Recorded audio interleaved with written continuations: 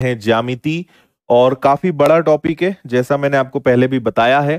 तो let's see कि कितने दिन हम इसको पढ़ने वाले हैं, लेकिन अच्छे अच्छे खासे नंबर ऑफ क्वेश्चंस हम करेंगे। सभी छोटी छोटी चीजें बताऊंगा।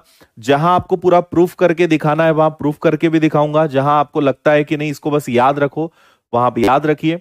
तो वैसे ज्योमेट्री इतना बड़ा टॉपिक है कि इसको अगर 2 महीने भी पढ़ाया जाए तो भी ये खत्म ना हो, लेकिन उतना ज्यादा भी हमें पढ़ने की जरूरत नहीं है, क्योंकि जितना एग्जाम में आता है वो हम आराम से कम समय में कर सकते हैं। बाकी ये बहुत बड़ा टॉपिक है, बहुत सारे थ्योरम्स, बहुत सारे रूल्स, बहुत सारी प्रमेय इसमें होती हैं।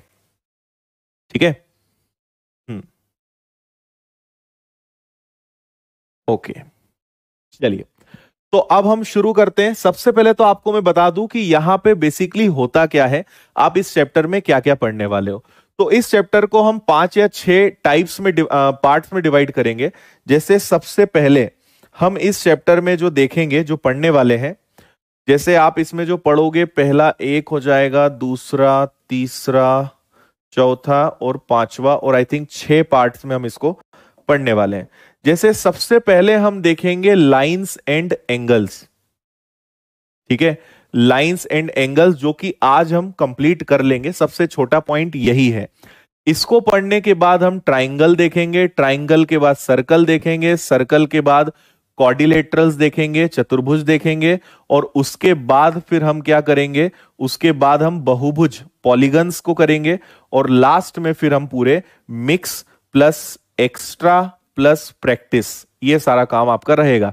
तो इस चैप्टर को हम 6 पार्ट्स में पढ़ेंगे।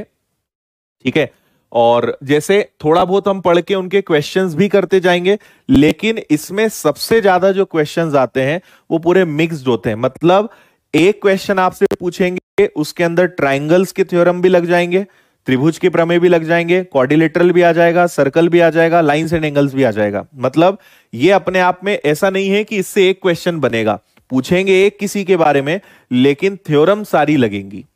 ठीक है, तो यहां पे आपको क्या करना है कि चीजें ज्यादा याद रखनी, फॉर्मूले कुछ नहीं होते हैं, लेकिन नियम आपको याद रखना है कि भाई अगर मैंने कहा कि ये वाला एंगल इसके बराबर होता है ना, ये एंगल इसके बराबर होता है, तो आपको इसका फंडा समझ में आना चाहिए।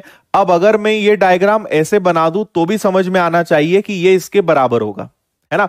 तो जो नियम है, जो थ्योरम्स हैं, जो भी आपको सारी चीजें दी गई हैं, वो अगर आपने अच्छे से अपने दिमाग में बैठा ली तो फिर क्वेश्चन कितना भी घुमा फिरा के देंगे, आपसे वो बनेगा। जब भी क्वेश्चन आप देखोगे तो आपको लगेगा यार पता नहीं क्या नियम लगना है। जब आप सॉल्यूशन देखोगे तो आपको लगेगा ये तो हमें पता था, यही नियम लगना था क्या। तो इसलिए चीजें बहुत सिंपल है, याद रखने की चीजें ज्यादा हैं, सबके अपने अलग अलग नियम हैं, वो सब हम डिटेल में पढ़ेंगे।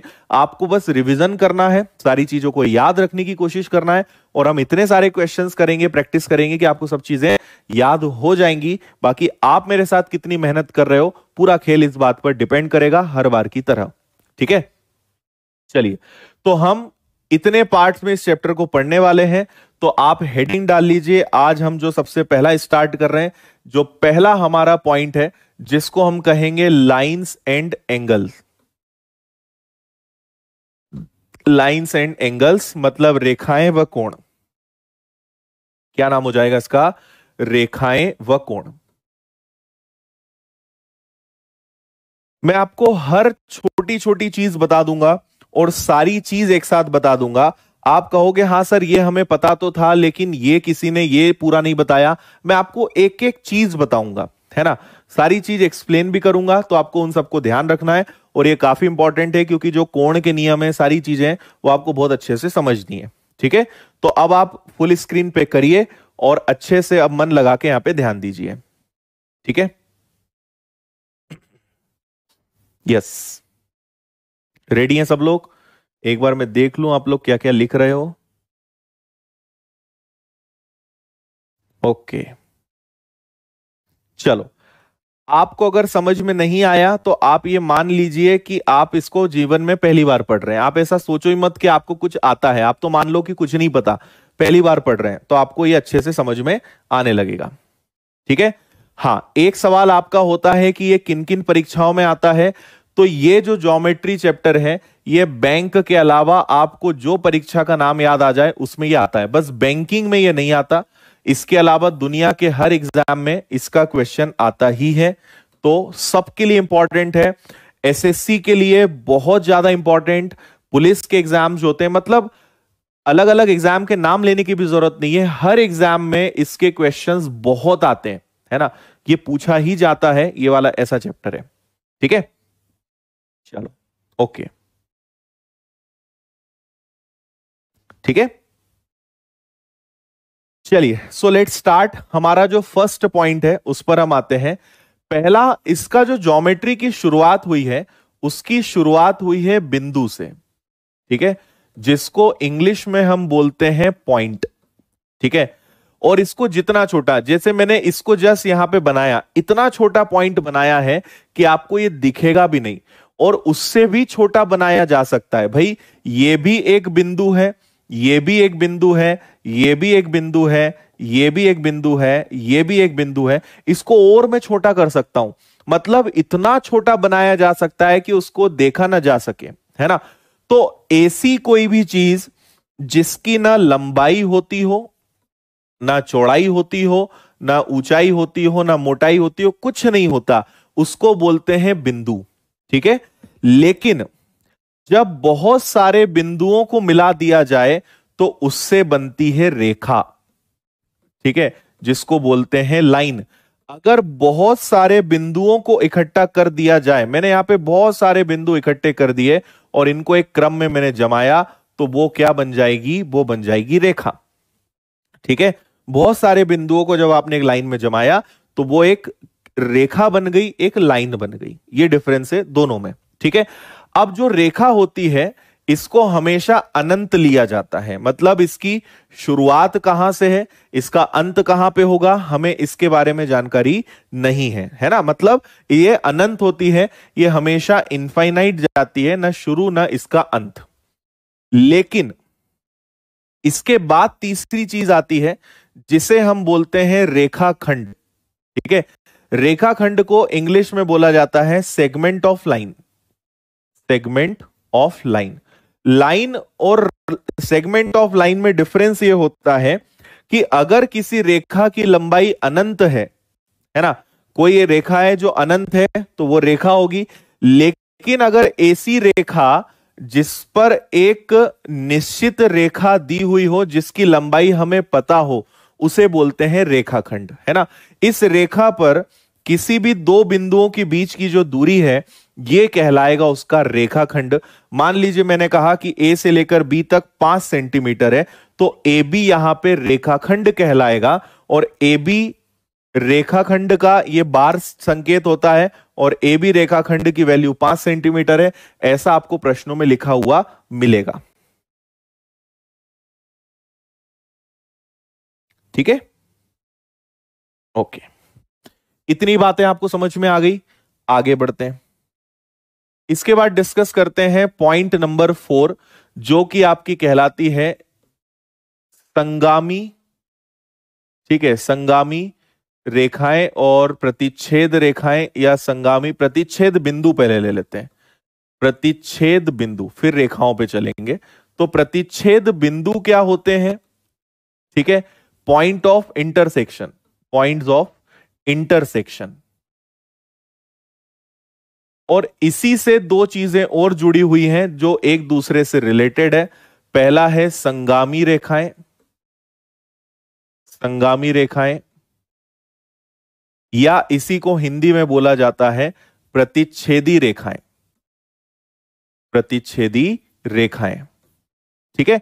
और इन्हें बोला जाता है इंग्लिश में कॉन्करेंट लाइंस, कॉन्करेंट लाइंस, ठीक है ना। तो ये होते क्या है, इन दोनों को हम एक ही डायग्राम से समझा सकते हैं। जब दो या दो से अधिक रेखाएं, है ना, दो या दो से अधिक रेखाएं एक दूसरे को अगर काटती हैं, कितनी भी रेखा हम ले सकते हैं, दो या दो से अधिक रेखाएं जब एक दूसरे को काटती हैं, तो जिस बिंदु पर ये काटती हैं, ये वाला जो बिंदु है ये कहलाता है आपका प्रतिच्छेदी बिंदु, पॉइंट ऑफ इंटरसेक्शन, ठीक है। ये जो बिंदु आप देख रहे हैं जिस पर तीनों का, देखो नाम से जाओ, हिंदी में आप जाओ, इंटरसेक्शन इंग्लिश में और हिंदी में संगम, जहां पर सभी का संगम हो वो संगामी बिंदु हो जाएगा या प्रतिच्छेदी बिंदु हो जाएगा। ठीक है। और जब इसी का उल्टा हो जाएगा कि जब दो या दो से अधिक लाइन एक दूसरे को काटें तो उन रेखाओं को आपस में कहते हैं प्रतिच्छेदी रेखाएं या संगामी रेखाएं। ठीक है। दो या दो से अधिक लाइन जब एक दूसरे को काटे तो प्रतिच्छेदी रेखाएं या संगामी रेखाएं, और जिस बिंदु पर वो मिलती हैं उस बिंदु को हम क्या बोलते हैं? प्रतिच्छेद बिंदु, पॉइंट्स ऑफ इंटरसेक्शन। इतना क्लियर है? इतनी बात सबको समझ में आ गई? चलो इसके आगे बढ़े। लाइंस के और दो प्रकार होते हैं। फिर अगला प्रकार होता है आपका समांतर रेखाएं या समानांतर रेखाएं, या समांतर कोई दिक्कत नहीं है, समानांतर रेखाएं है ना। चलो समानांतर रेखाएं या समांतर भी बोल सकते हैं। समानांतर रेखाएं जिसे इंग्लिश में क्या बोलते हैं? Parallel lines. ये आप बहुत अच्छे से जानते हो। और इसी के बाद 7वें नंबर पे आ जाएगा हमारा तिर्यक रेखा। क्या आ जाएगा? तिर्यक रेखा। ठीक है, जिसे इंग्लिश में बोलते हैं ट्रांसवर्सल लाइन। Transversal line. नौ ये दोनों क्या होते हैं? तो सुनिए, समानांतर रेखाएं नाम से स्पष्ट है, जिन दो रेखाओं के बीच का अंतर हमेशा समान होगा, डिफरेंस ऑलवेज सेम होगा, उन्हें हम समानांतर रेखाएं बोलेंगे। तो ये एक रेखा है ए बी, है ना, और ये एक दूसरी रेखा है सी डी। समानांतर को इस तरीके से दिखाया जाता है। ये जो मैंने बनाया ना, इसको बोलेंगे समानांतर, कि भाई ये दोनों एक दूसरे के समानांतर है। और इसको लिखा कैसे जाता है? तो ए बी समानांतर है सी डी के। आपको अगर ऐसा लिखा मिले, मतलब वो बोलना चाह रहे हैं कि A B is parallel to C D, A B C D के समानांतर है। और अगर कोई रेखा इन्हें इस तरीके से काट दे तो इसे हम क्या कहेंगे? तिर्यक रेखा, ट्रांसवर्सल लाइन, है ना। दो समानांतर रेखाओं को अगर इस तरीके से कोई रेखा काट दे तो उसको हम बोलेंगे तिर्यक रेखा, ट्रांसवर्सल लाइन। इतना समझ गए आप, है ना। तो क्या क्या मैंने आपसे कहा? इसके बाद हम कोण की तरफ मूव करेंगे। हमने पहले सीखा कि उत्पत्ति कहां से हुई है, तो उत्पत्ति हुई है इसकी बिंदु से। बहुत सारे बिंदु को इकट्ठा कर दो, लाइन बनती है। लाइन अनंत होती है। निश्चित रेखा की लंबाई जो होगी, निश्चित लंबाई की जो रेखा होगी उसको रेखाखंड बोलेंगे, है ना, सेगमेंट ऑफ लाइन बोलेंगे। फिर हमने आगे सीखा संगामी रेखाएं और प्रतिच्छेद बिंदु, points of intersection and concurrent lines क्या होते हैं। देन हमने सीखा ये दो चीजें। तो अभी तक आपको मैंने नया कुछ नहीं बताया है, ये सब आप पहले से जानते थे, इसमें नया कुछ नहीं है। ठीक है, हाँ देखो सब बताएंगे, आप बस शांति रखो और देखते चलो आप बस साथ में। इसके बाद नेक्स्ट क्या है? नेक्स्ट हमारा आएगा पॉइंट नंबर 8। अब पॉइंट नंबर 8 क्या है? यहां से अब चालू होती है किरण, है ना। सारी जो है ना, मतलब सारी हीरोइन किरण, बिंदु, रेखा और सब यहां आ जाएंगी। ठीक है, किरण को इंग्लिश में बोला जाता है रे। ठीक है, रेज, है ना। किरण मतलब क्या हो जाता है? रेज लिख देता हूं मैं। अब किरण और रेखा में क्या अंतर है? ठीक है, तो किरण और रेखा में यह अंतर होता है कि किरण का आपको उत्पत्ति बिंदु, है ना, मतलब इसका ओरिजिन पॉइंट पता होता है। ठीक है, इसका अंत निश्चित नहीं होता है, लेकिन इसका ओरिजिन पॉइंट हमें पता होता है कि ये स्टार्ट कहां से हुआ है ना। ये डिफरेंस होता है किरण में और रेखा में। अंत अनंत है लेकिन स्टार्टिंग पॉइंट इसका स्पष्ट होता है। और इससे निकल के आया है आपका कोण, जिसको हम बोलते हैं एंगल। ठीक है, एंगल हमेशा क्या होगा? दो किरणों के बीच में बनेगा, है ना। ये एक उत्पत्ति बिंदु है, यहां से एक रेखा इधर गई, एक रेखा इधर गई, इन दोनों के बीच में हमेशा बनता है ये थीटा, मतलब इसको बोलते हैं कोण। ठीक है, देखो चीज बहुत बारीक है, कोई एग्जाम में ये नहीं पूछा जाएगा, लेकिन ये चीजें हमें पता ही नहीं होती कई बार कि ऐसा भी होता है भाई, किरण और रेखा में भी अंतर होता है। ये कई बच्चों को नहीं मालूम होता है ना। तो दो किरणों के बीच में जो बनता है वहां पे आपका बनता है एंगल, मतलब कोण। इतना ठीक है यहां तक। अब आगे बढ़ते हैं, पॉइंट नंबर 10 देखते हैं। पॉइंट नंबर आपका 10 है, 10 हम ले लेते हैं, या अगले पे मैं लेता हूं, जगह कम पड़ेगी। 10वां हमारा, अब 3 प्रकार के कोण आएंगे। सबसे पहले एक को बोलेंगे न्यून कोण, जिसे इंग्लिश में कहा जाएगा एक्यूट एंगल। न्यून कोण मतलब एक्यूट एंगल। इसके बाद दूसरा आएगा आपका समकोण। समकोण मतलब राइट एंगल, राइट एंगल। और इसके बाद आपका तीसरा आएगा अधिक कोण। अधिक कोण, जिसे इंग्लिश में कहा जाएगा ऑब्ट्यूज एंगल। ऑब्ट्यूज एंगल क्या होते हैं तीनों, इस पर चर्चा करते हैं। तो सुनिएगा, न्यून कोण मतलब ऐसा कोण जिसकी वैल्यू 0 से ज्यादा हो, ठीक है, 0 से बड़ा हो लेकिन 90 अंश से छोटा हो। ऐसा कोण जो 0 से बड़ा हो लेकिन 90 अंश से छोटा हो, इसलिए इसको कहा जाता है न्यून कोण। जैसे ये आपका हमने बना दिया भाई, ये स्ट्रेट तो 90 डिग्री हो जाएगा, तो इसको हम कहेंगे न्यून कोण। अब समकोण क्या होगा, जो एग्जैक्ट 90 डिग्री का हो, इसको हम समकोण कहेंगे। ये आप जानते ही हैं, ट्रिग्नोमेट्री में हमने यही सब करा है, हाइट एंड डिस्टेंस में। और अगर 90 डिग्री से ज्यादा, ऐसा कोण जो 90 डिग्री से बड़ा हो, ठीक है, 90 डिग्री से बड़ा हो लेकिन 180 डिग्री से छोटा हो, उसको हम क्या कहेंगे, उसको हम कहेंगे यहां पे अधिक कोण। इतनी बात आ रही है समझ में?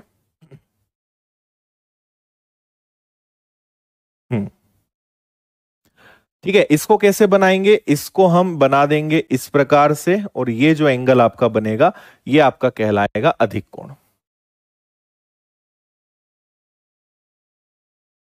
ठीक है, साइन उल्टे लगा दिए क्या मैंने?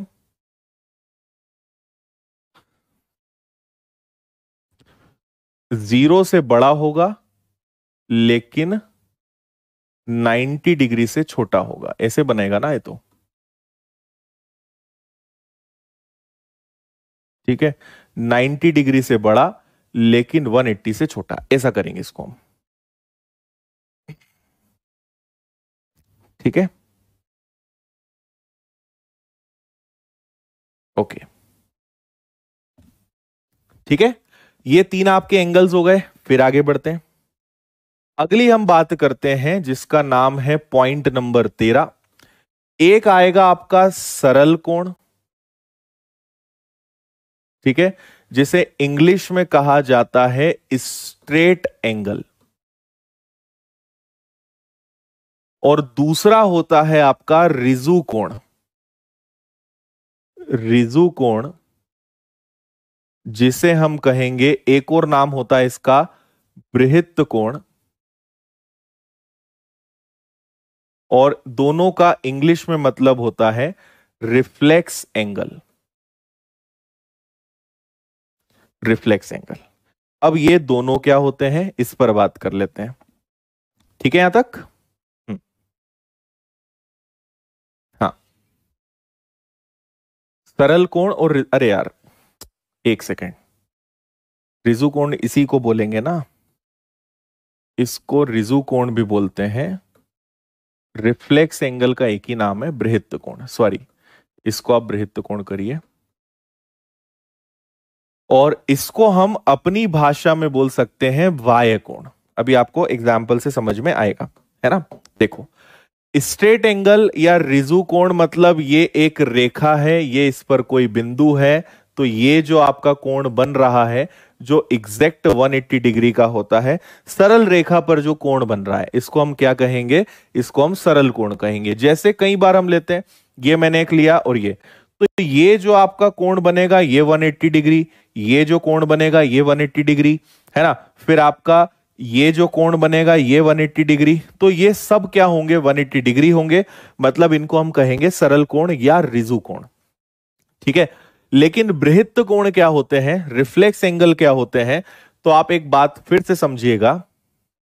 ये एक लाइन हो गई, ये एक लाइन हो गई, है ना, ये आपका बन गया थीटा। मैं आपसे पूछूंगा कि इसका रिफ्लेक्स एंगल बताइए, तो आप इसको यहां से शुरू करके यहां खत्म करोगे। तो ये जो रिफ्लेक्स एंगल होता है ना, ये हमेशा पता है कितना होता है? ये होता है 360 डिग्री माइनस थीटा। कितना होता है? 360 डिग्री माइनस थीटा। थोड़ी देर के लिए मान लीजिए कि अंदर वाला कोण अगर 60 डिग्री का होगा तो बाहर वाला कोण कितने डिग्री का होगा? 300 डिग्री का। तो ये जो बाहर की तरफ आपका कोण बन रहा है, इसको बोला जाता है रिफ्लेक्स एंगल, या आपका क्या हो जाएगा? बाह्य कोण। समझ गए? थीटा, तो बाहर वाला जो एंगल होगा वो होगा आपका 360 माइनस थीटा। चलिए इसके बाद आगे बढ़ते हैं और अगली हम चर्चा कर लेते हैं शीर्षाभिमुख कोण। शीर्षाभिमुख कोण, जिसको इंग्लिश में कहा जाता है वर्टिकली ऑपोजिट एंगल, जो कि आप भली भांति जानते होंगे बहुत अच्छे से। क्या होते हैं ये दो लाइंस हैं जिन्होंने एक दूसरे को कैंसिल किया, तो ये जो एंगल बनेगा, ठीक है, ये इसके बराबर होगा। इसी प्रकार ये जो एंगल बनेगा वो इसके बराबर होगा। आमने सामने के जो एंगल्स बनते हैं, एक दूसरे के ऑपोजिट जो एंगल्स होते हैं, उन्हें हम क्या कहते हैं? उन्हें हम बोलते हैं शीर्षाभिमुख कोण या वर्टिकली ऑपोजिट एंगल्स। आमने सामने के कोण, बिल्कुल ठीक है। ठीक है, चलिए इसके बाद अब दो हमारे फिर से बहुत इंपॉर्टेंट है। पहला 15 हो गया ना, 16 16 पे हम ले लेंगे। अब हमारे जो दो कोण हैं, एक को बोलेंगे पूरक कोण। पूरक कोण जिसको बोलते हैं हम कॉम्प्लीमेंट्री एंगल, ये हमने लास्ट टॉपिक में भी बात करी थी, है ना? कॉम्प्लीमेंट्री एंगल, कॉम्प्लीमेंट्री एंगल, पूरक कोण। और दूसरा आपका आएगा इसी में संपूरक कोण। दूसरा क्या आएगा आपका? संपूरक कोण, मतलब सप्लीमेंट्री एंगल। सप्लीमेंट्री एंगल, और बहुत ही आसान परिभाषा इन दोनों की। जिन दो कोणों का योग 90 डिग्री हो उन्हें हम पूरक कोण बोलते हैं, और जिन दो कोणों का योग 180 डिग्री हो उन्हें हम संपूरक कोण बोलते हैं। ठीक है, जैसे यहां पे ये हमने बनाया, ये आपका इधर चला गया और इसने यहां पे दो एंगल्स को बेसिकली क्या कर दिया? काट दिया। तो एक θ1 होगा, एक θ2 होगा। इनका योग 90 डिग्री होगा, लेकिन इसी को जब हम इससे ड्रॉ करने की कोशिश करेंगे तो ये आपका, मान लीजिए ये एक लाइन यहां हमने बना दी, ठीक है, और यहां पे आपका इस तरीके का कोण बन गया। ये θ1 हो गया, ये θ2 हो गया। ये दोनों आपके क्या कहलाएंगे? संपूरक कोण। ठीक है, एक चीज आपको और मैं यहां पे बताना चाहता हूं, वो ये पूरक कोण का एक और नाम होता है, वो होता है रेखिक युग्म कोण। रेखिक युग्म कोण, इंग्लिश में लीनियर लाइन एंगल। रेखिक युग्म कोण, लीनियर लाइन एंगल, या पेयर एंगल भी बोल, पेयर आएगा, युग्म pair angle, linear pair angle. ठीक है, ये दो चीजें आप और याद रखिएगा। बताओ यहां तक ठीक है सारे पॉइंट्स?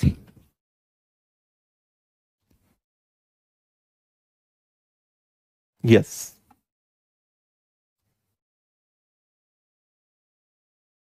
ओके, इसके बाद नेक्स्ट अब क्या बचा हमारा? इसके बाद बचा है एक और इंपॉर्टेंट, एकांतर कोण। वेरी इंपॉर्टेंट है ना, जो आपको मैंने लास्ट में भी एक्सप्लेन किया था, जिसे हम बोलते हैं ऑल्टरनेट एंगल। ऑल्टरनेट एंगल, अब ये क्या होते हैं? तो ये आपने बनाया इस प्रकार से। Z कभी भी अगर बना, मतलब दो अगर पैरेलल लाइंस हैं, दो समानांतर रेखाएं हैं, और इनके बीच में ये क्या है, ये एक तिर्यक रेखा है, एक ट्रांसवर्सल लाइन है, दो पैरेलल लाइंस के बीच में एक ट्रांसवर्सल लाइन है। तो इनके बीच में जो कोण बनता है ये हमेशा एक दूसरे के इक्वल होते हैं, इसको हम बोलते हैं ऑल्टरनेट एंगल। और ये कितने भी प्रकार से बन सकता है ये आप ध्यान रखिएगा, जैसे एक ये भी हो सकता है, तो ये जो एंगल होगा ये इसके बराबर होगा, तो ये दोनों जो हैं एक दूसरे के पैरेलल होंगी, ये ध्यान रखना। उल्टा हम बना सकते हैं, इसको हम इस तरीके का भी बना सकते हैं, ये जो थीटा होगा ये इसके बराबर होगा। मेन चीज क्या होती है कि आप डायग्राम्स पे हमेशा नजर रखें, और डायग्राम के साथ साथ आपको क्या चीज पे ध्यान देना है, कंसेप्ट, है ना, कि ये यहां पे कोई भी चीज सीधी सीधी आपको नहीं देंगे, बहुत कम ऐसा होगा कि आपको ऐसा ही दिखाई देगा, उसको थोड़ा सा घुमा फिरा के आपको किसी ना किसी प्रकार से दिया जाएगा।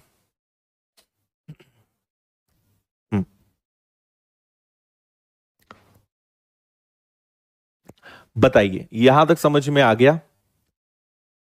तो हमने सबसे पहले बात करी बिंदु, रेखा, रेखाखंड क्या होता है, फिर हमने बात करी प्रतिच्छेद बिंदु और संगामी रेखाएं क्या होती हैं, फिर बात करी समानांतर रेखाएं और तिर्यक रेखा, पैरेलल लाइंस और ट्रांसवर्सल लाइन, फिर हमने बात करी किरण और कोण क्या होते हैं, फिर कोण की शुरुआत हुई यहां से, तो न्यून कोण, समकोण, अधिक कोण। उसके बाद हमने देखा सरल कोण, रिजु कोण, एक ही बात है, बृहत्त कोण, शीर्षाभिमुख कोण, स्ट्रेट एंगल, रिफ्लेक्स एंगल और आपके वर्टिकली ऑपोजिट एंगल्स। और अभी जब हम क्वेश्चंस करेंगे ना तो आपको इनका यूज समझ में आएगा। अभी तो आपको लग रहा होगा कि सर समझ में तो आ गया है, दिख तो रहा है, लेकिन याद कैसे रखें। जब क्वेश्चंस आएंगे तो सब आपको याद होगा, आपको उसकी चिंता नहीं करनी है, ठीक है। फिर हमने देखे पूरक कोण, complementary angle, supplementary angle and alternate angle. इतनी चर्चा हमने यहां तक करी है। किसी को कोई भी दिक्कत हो, अभी और बचा है, अभी खत्म नहीं हुआ है, अभी और बचा है, लेकिन यहां तक आपको अगर कोई दिक्कत है तो आप पूछ सकते हैं।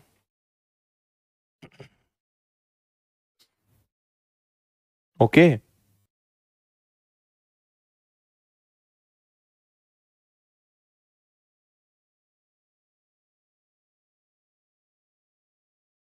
बाकी देखो चीजें और भी बहुत सारी होती हैं, लेकिन जो ज्यादा आपके लिए जरूरी है वो हमें बस यहां पे ध्यान रखना है। बाकी होने को तो बहुत सारी चीजें होती हैं।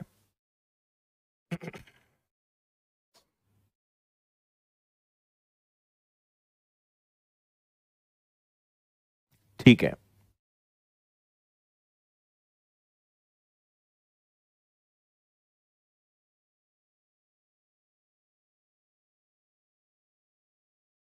सब समझ में आ गया?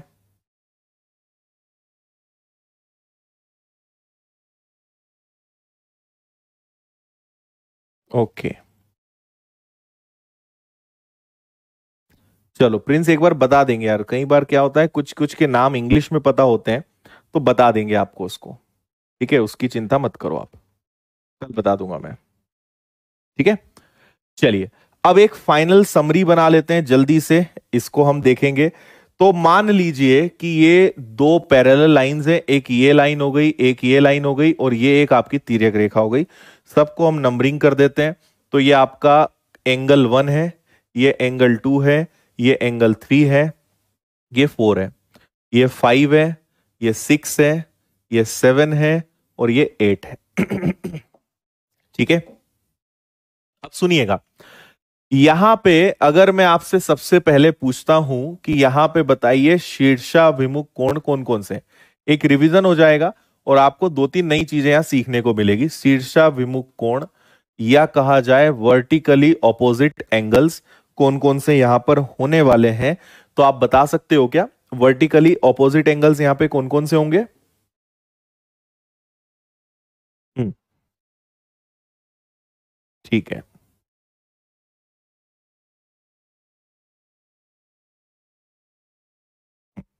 तो देखो जो आमने सामने होंगे, एंगल 1 बराबर होगा एंगल 3 के, एंगल 2 बराबर होगा एंगल 4 के, इसी प्रकार 5 बराबर होगा 7 के, और आपका 6 बराबर होगा 8 के। इतनी बात आपको समझ में आ गई? ये हमारे हो जाएंगे शीर्षाभिमुख कोण। अब हम बात करते हैं दूसरा, यहां पे एकांतर कोण की। ठीक है, जिसे हम क्या कहेंगे, ऑल्टरनेट एंगल, एकांतर कोण। ये क्या होते हैं, ये क्या होते हैं, ये तो आपको पता है। कौन कौन से आपको यहां पे सीधे सीधे दिख रहे हैं उनकी हम बात करते हैं। तो आप अगर देखेंगे हमेशा Z देखा करो, एकांतर कोण सुना मतलब Z देखा करो। तो ये आपको एक दिख रहा है, एंगल 3 बराबर होगा एंगल 5 के, और उल्टा Z भी तो बन सकता है, ऐसा भी तो हो सकता है, ऐसा Z भी तो बन सकता है ना। तो यहां पे 4 किसके बराबर होगा, एंगल 4 बराबर होगा एंगल 6 के। ये दोनों तो आपको आसानी से दिख रहे हैं, कोई दिक्कत नहीं है।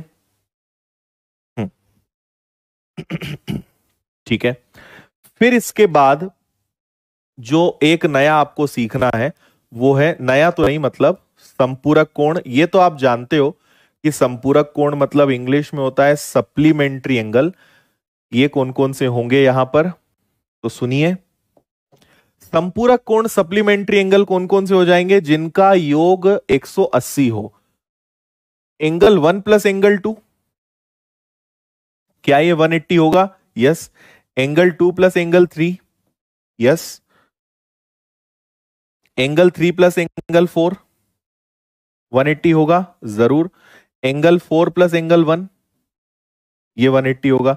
इसी प्रकार से आप आगे और भी बना सकते हो, है ना। इसी प्रकार से इनके भी 4 कॉम्बो बन जाएंगे। लेकिन अब मैं आपको जो खास चीज बताने वाला हूं वो ये कि एंगल 3 प्लस एंगल 6 भी 180 डिग्री होगा, और एंगल 4 प्लस एंगल 5 भी 180 डिग्री होगा। ये भी ध्यान रखना, है ना। मतलब इसको हम बोलते हैं अंतः कोण। मतलब ये जो एक दो समानांतर रेखाओं में तिर्यक रेखा के एक तरफ जो दोनों कोण बनते हैं, इन्हें हम बोलते हैं संपूरक कोण। इनका योग हमेशा 180 होता है। एंगल 3 और एंगल 6 कुछ भी हो सकते हैं, लेकिन इनका सम, इनका योग 180 होगा। एंगल 4 एंगल 5 कुछ भी हो सकते हैं, लेकिन इनका टोटल 180 डिग्री होगा। ये भी संपूरक कोण है, ये ध्यान रखिएगा, ठीक है। और लास्ट हम देख लेते हैं इसी में, नेक्स्ट आपका है संगत कोण। संगत कोण जिसको हम बोलेंगे कॉरस्पॉन्डिंग एंगल। करस्पॉन्डिंग एंगल, अब ये क्या होंगे यहां पे, ये बहुत आसान है। जो सेम पोजीशन पर होंगे, जैसे 1 और 5, ये भी लाइन के ऊपर है, ये भी लाइन के ऊपर है। एंगल 1 इक्वल में एंगल 5, 6 और 2, एंगल 2 इक्वल टू एंगल 6, 7 और 3, एंगल 3 इक्वल में एंगल 7, 8 और 4, एंगल 4 इक्वल में एंगल 8। इन्हें हम कहेंगे संगत कोण, मतलब कॉरस्पॉन्डिंग एंगल। हाँ, एकांतर अंतःकोण बिल्कुल बोल सकते हैं।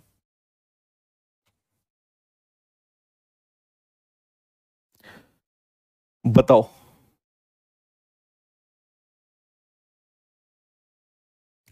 इतनी बातें सभी बच्चों को समझ में आई या नहीं आई?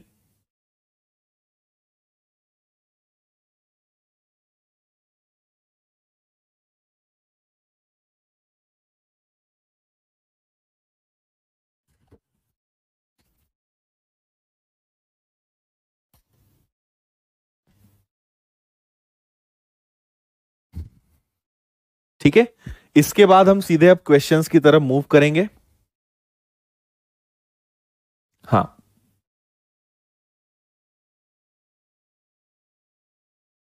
बिल्कुल, इनमें और भी बहुत सारे रिलेशन निकल सकते हैं। तो बाकी फिर जैसे जैसे क्वेश्चंस में हम करेंगे, ये सारी डायरेक्ट चीजें हैं, बाकी इनडायरेक्ट तो बहुत सारी चीजें निकलेंगी, वो सब हम आगे ध्यान से समझते चलेंगे। हम्म, ठीक है। फोर्थ वाले में कुछ नहीं है, लाइन के ऊपर 1 तो ये 5, 1 is equal to 5, 2 is equal to 6, line के नीचे 3, लाइन के नीचे 7, ये दोनों बराबर, 4 और 8 ये आपस में बराबर। ये आपको मैंने बताया करस्पॉन्डिंग, संगत है ना।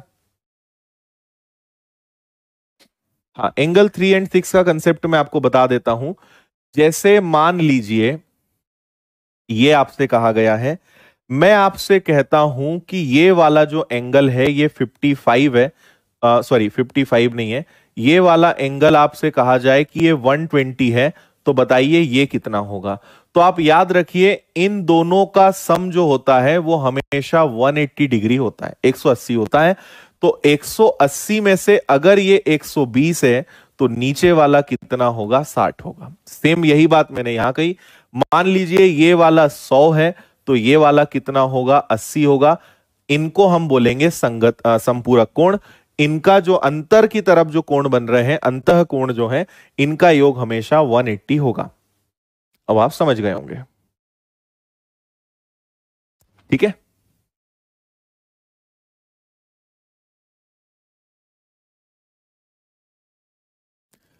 चलिए, तो अब हम बाकी चीजें प्रश्नों से सीखेंगे, चीजें और हैं बताने को। फिलहाल हम रुक के थोड़े से क्वेश्चंस करते हैं।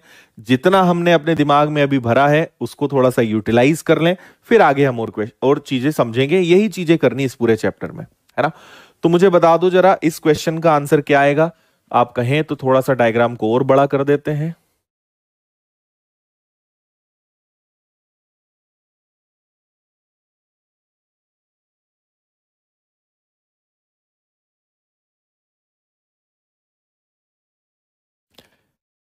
डायग्राम को ध्यान से देखिए, फिर बात करते हैं। आपसे पूछा है एनएमएस, ओके।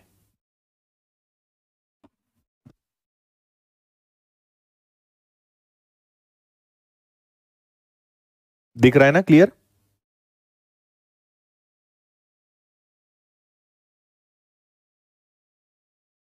यस अभिषेक।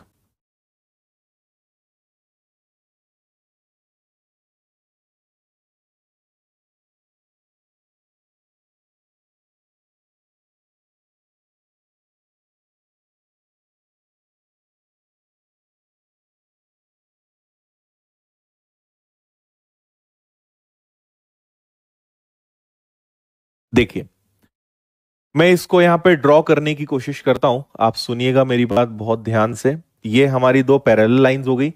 अल्टीमेटली ये ऐसी लाइन बनी है तो ये ट्रांसवर्सल लाइन ही हुई ना, है ना। ये देखो ये जेड ही तो बनेगा, और इसको आपने यहां बना दिया, इसको आपने यहां बना दिया, राइट। और ये दोनों एक दूसरे के पैरेलल हैं तो ये डेफिनेटली ट्रांसवर्सल तिर्यक रेखा हो जाएगी।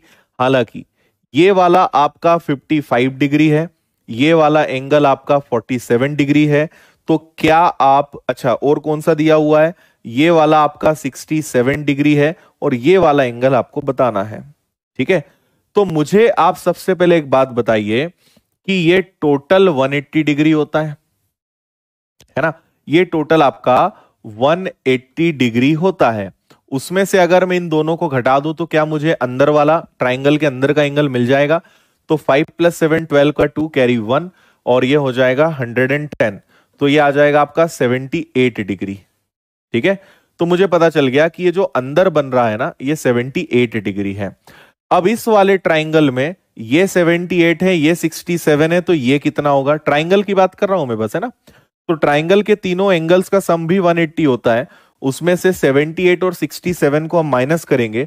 8 + 7 15 का 5 कैरी 1, 6 7 13 + 1 14। 14 आप इसमें से माइनस करोगे तो ये आ जाएगा आपका 35 डिग्री। मतलब ये जो अंदर की तरफ बन रहा है ना, इसकी बात मैं कर रहा हूं, ये 35 है। अब सबसे खास बात देखेंगे आप, आपको पता है कि ऑल्टरनेट एंगल कैसे काम करता है, ये दोनों एक दूसरे के इक्वल होते हैं। अगर ये ऑल्टरनेट एंगल कैसे काम करता है, ये दोनों एक दूसरे, सबसे खास ये जो अंदर की तरफ बन रहा है ना, इसकी बात मैं कर रहा हूं, ये 35 है। आप सबसे खास बात देखेंगे आप, प्लस 750 का 5 कैरी। अब इस वाले ट्राइंगल में ये 78 है, ये 67 है, तो ये कितना होगा। ट्राइंगल की बात कर रहा हूं मैं, तो ट्राइंगल के तीनों एंगल्स का सम भी, तो ये कितना होगा। अब इस वाले ट्राइंगल 7 13 + 1 ये टोटल 180 डिग्री होता है ना। ये टोटल आपका 180 डिग्री होता है। उसमें से अगर मैं इन दोनों को घटा दूं तो क्या मुझे अंदर वाला ट्राइंगल के अंदर का एंगल मिल जाएगा। तो 5 + 7 12 का 2 कैरी 1, और ये हो जाएगा 110। तो ये आ जाएगा आपका 78 डिग्री, ठीक है। तो मुझे पता चल गया कि ये जो अंदर बन रहा है ना, ये 78 डिग्री है। अब इस वाले ट्राइंगल में ये 78 है, ये 67 है, तो ये कितना होगा? ट्राइंगल की बात कर रहा हूं मैं बस, है ना। तो ट्राइंगल के तीनों एंगल्स का सम भी 180 होता है। उसमें से 78 और 67 को हम माइनस करेंगे।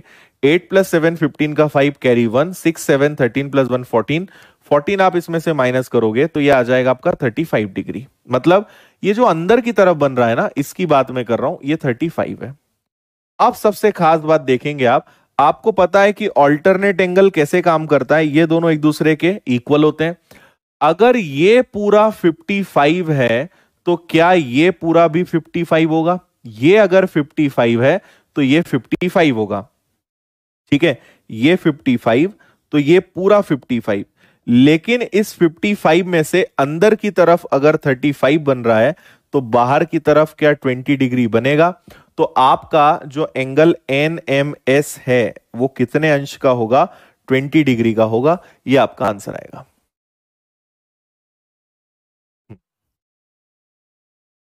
20 डिग्री, ए इसका करेक्ट आंसर आएगा। आया समझ में? एक बार मैं फिर से रिपीट करता हूं, थोड़ा ध्यान से आप सुनिएगा। इन दोनों का ये टोटल 180 होता है। 180 में से 55 प्लस 47 गया, 78 आ गया। त्रिभुज के तीनों जो ट्राइंगल्स हैं, ट्राइंगल के तीनों जो एंगल्स हैं, उनका टोटल 180 होता है। उसमें से इन दोनों को माइनस करा तो ये 35 आ गया।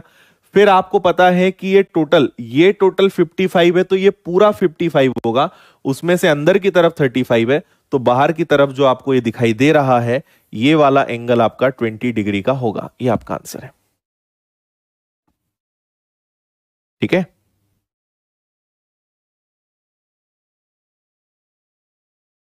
चलिए फिर इसको करते हैं।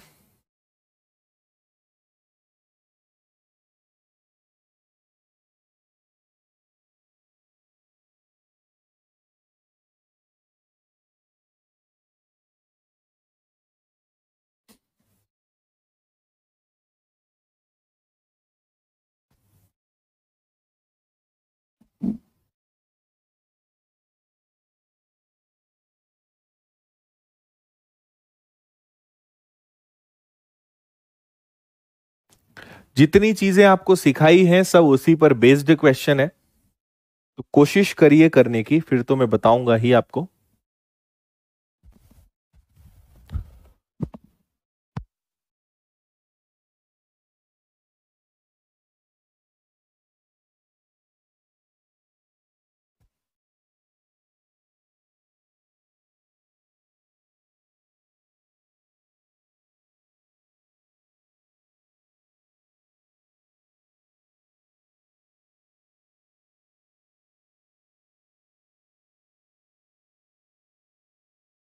गुड। आपसे एक्स और वाई पूछा है, तो आइए समझते हैं। बहुत इजी क्वेश्चन है ये, फिर भी मैं आपको समझाता हूं। यहां पर देखो, ये आपका जेड है, ठीक है, और ये दोनों लाइंस एक दूसरे के पैरेलल है, ये आपसे क्लियरली कहा गया है। ये वाला अगर 55 है तो ये पूरा भी कितना होगा? ये पूरा भी 55 होगा। लेकिन यहां से एक लाइन गई हुई है कुछ इस प्रकार की, और फिर वो भी एक इनके पैरेलल हो गई है। अब ये टोटल 55 है, उसमें से अगर अंदर इधर वाला 25 है, तो 55 में से अगर आपने 25 माइनस किया तो ये x है, जो कितना आएगा? 30 डिग्री। तो x का आंसर आपका 30 डिग्री आ जाएगा। अब निकालना है y।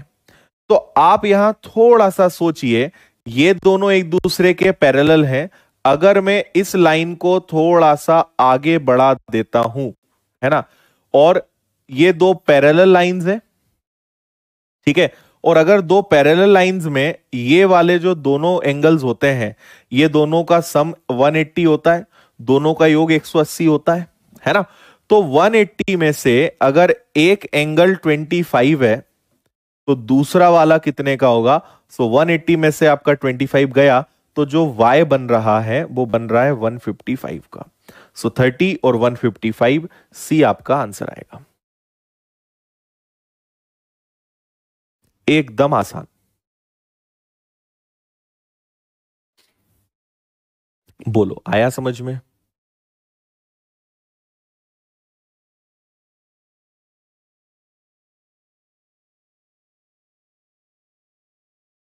ठीक है ना?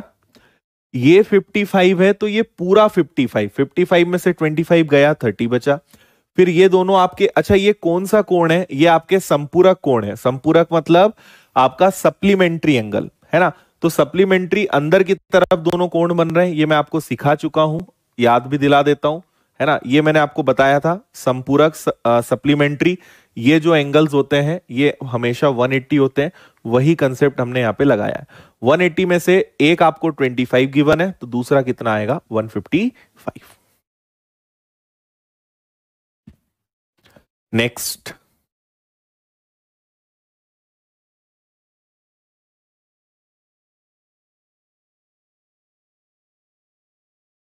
इसको करिए।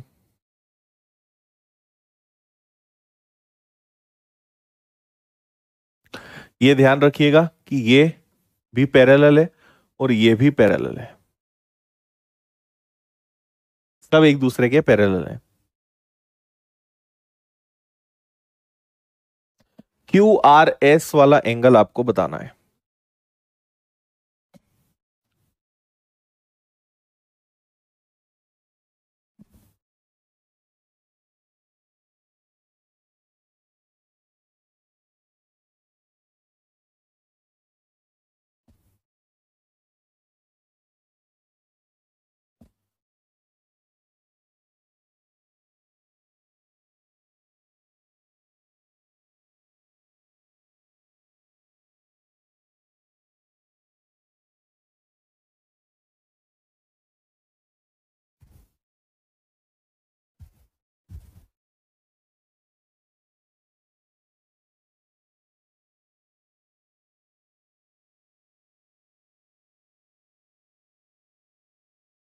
कोई बात नहीं शिवानी,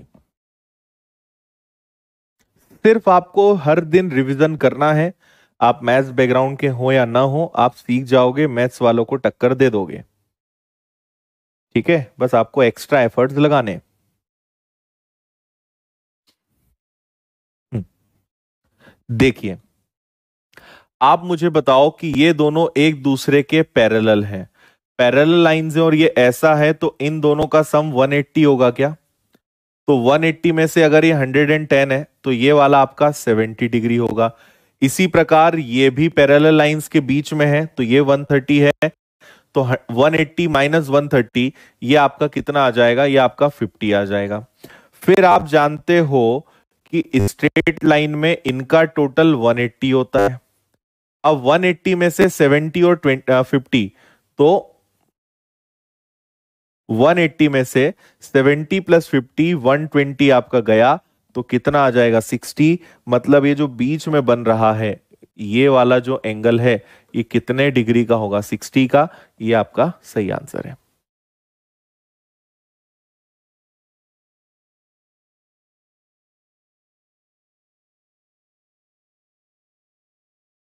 गुड विकास।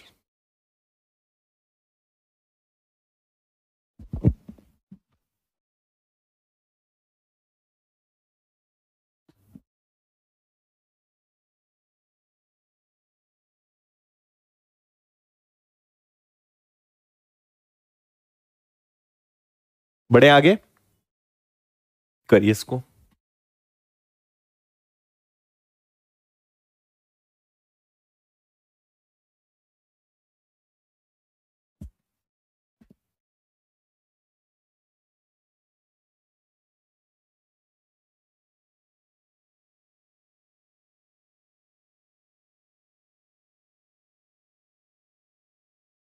ये एक दूसरे के पैरेलल है, ठीक है।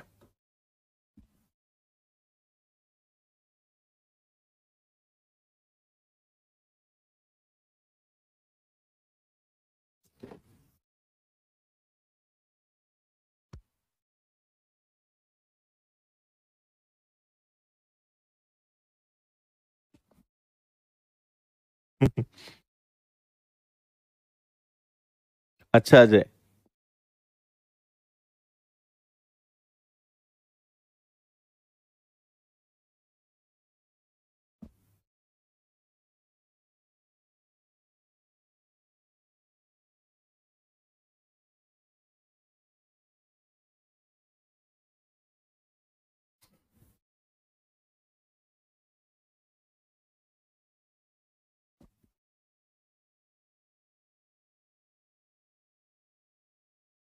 ओके, देखिए, आप इसको सबसे पहले तो आगे बढ़ा दो, बिल्कुल बढ़ा सकते हैं, कोई दिक्कत नहीं है। उसके बाद क्या होगा, अगर ये 100 है तो अंदर आ जाएगा 80, है ना। और आपको मैंने बताया था संगत कोण, कॉरस्पॉन्डिंग एंगल, बहुत सारे ऑल्टरनेट भी हम लगा सकते हैं। अगर इस लाइन के नीचे 120 है तो ये भी आपका 120 होगा, और अगर ये 120 है तो अंदर कितना बनेगा, अंदर 60 बनेगा। अब आपके पास ट्राइंगल के तीन एंगल्स में से ये वाला अगर 80 है, ये वाला अगर 60 है, तो ये वाला क्या होगा। तो अब तो कोई सा भी छोटा सा बच्चा भी बता देगा कि ये वाला जो है आपका 40 डिग्री होगा, क्योंकि ट्राइंगल के तीनों जो एंगल्स का सम है वो कितना होगा, 180। 180 में से 80 प्लस 60 140 गया, 40 डिग्री आपका आंसर आएगा। बिल्कुल ठीक है ना। आप ऑल्टरनेट भी लगा सकते हो, ये 120 है तो यहां 120, बचा हुआ 60, वो भी ठीक है, उससे भी आंसर सेम आएगा। ठीक है, 40 इज द राइट आंसर।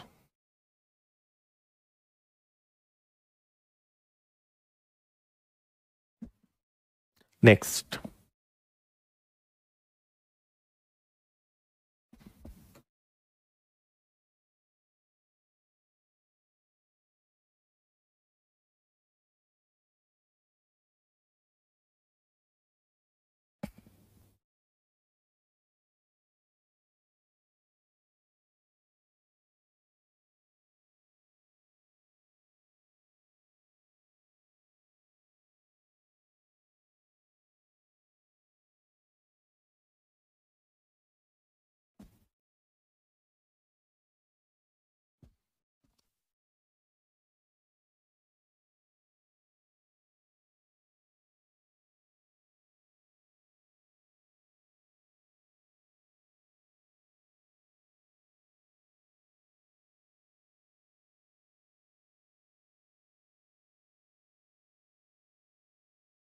हम्म।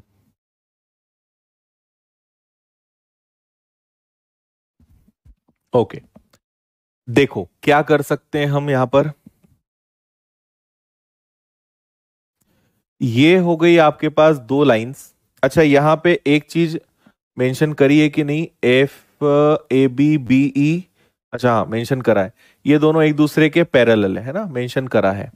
ठीक है, तो एक तो ये आपकी ए बी हो गई, एक लाइन आपकी ये हो गई, ये मिल गया यहां पे, ये मिल गया यहां पे, और इसको हमने मिला दिया यहां पे। ठीक है, फिर ये आपका हो गया 50 डिग्री, ये आपका हो गया 60 डिग्री। तो ये आप समझ ही रहे होंगे भली भांति कि ये वाला जो एंगल होगा 60 प्लस 50, 110, तो बचा आपका ये 70 डिग्री। ठीक है, और अगर ये 70 डिग्री है तो ये 110 होगा। क्यों, सोचो जरा, ये एक लाइन आ रही है, ये एक लाइन आ रही है, और बीच में ये एक लाइन कैंसिल कर रही है। और अगर ये दोनों एक दूसरे के पैरेलल हैं, अगर ये दोनों एक दूसरे के पैरेलल हैं, तो इनका सम, इनका योग कितना आएगा, 180। अगर ये वाला 70 है तो बताओ ये वाला कितना आएगा, 110 ही तो आएगा। तो 110 आपका एकदम सही आंसर है, 110।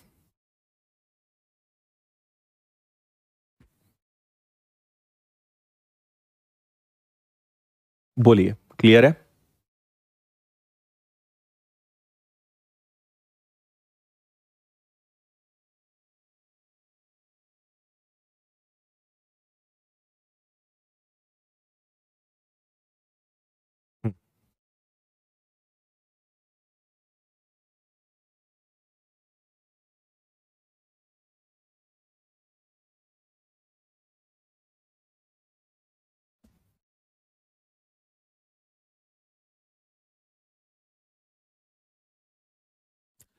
के और एल एक दूसरे के पैरेलल हैं, ए डिग्री प्लस बी डिग्री क्या होगा।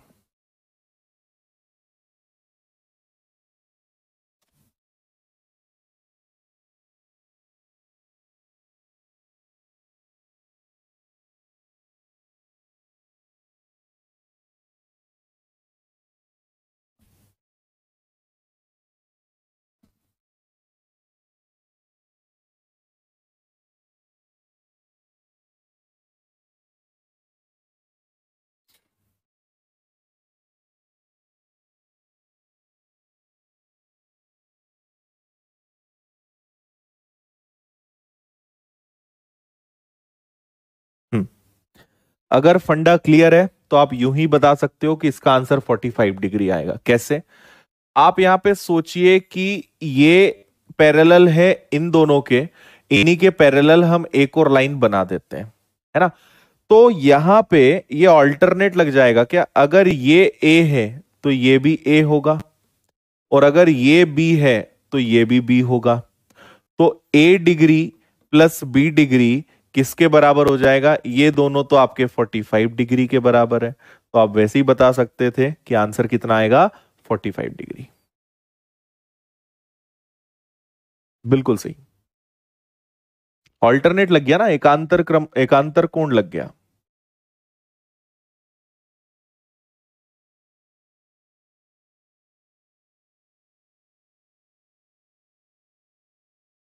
ठीक है, ये बराबर है इसके, ये बराबर है इसके, और ये पूरा क्या है? ये पूरा 45 डिग्री है।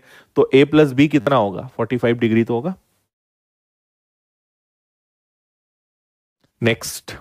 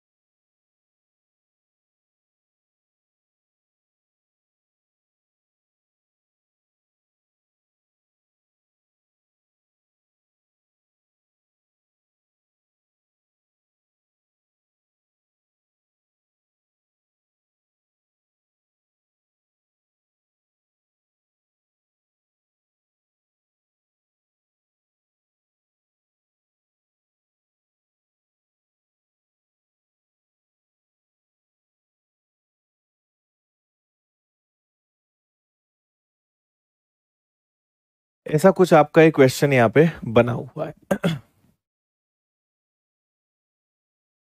पैरेलल मतलब समानांतर आरती, बराबर नहीं, बराबर को इंग्लिश में इक्वल बोलते हैं। ठीक है, यहां पे इस क्वेश्चन में जो खास बात है वो ये है कि ये दोनों एक दूसरे के पैरेलल हैं, और ये दोनों एक दूसरे के पैरेलल हैं। ऐसा चल रहा है, ये एक दूसरे के पैरेलल, ये एक दूसरे के पैरेलल, ये आपसे कहा गया है।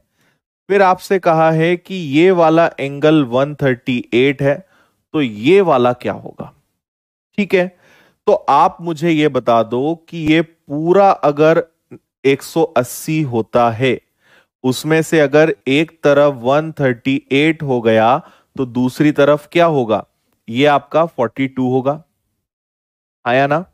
ये 138 है तो ये कितना होगा? 42 होगा।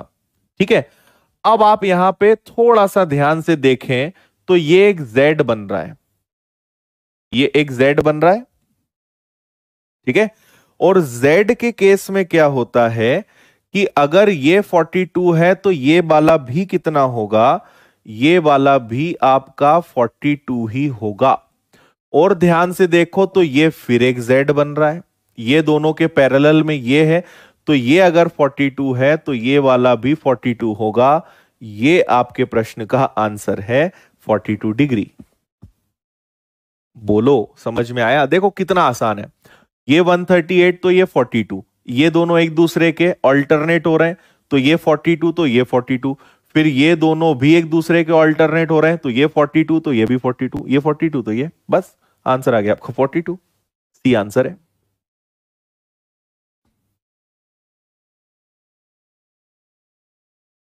ओके,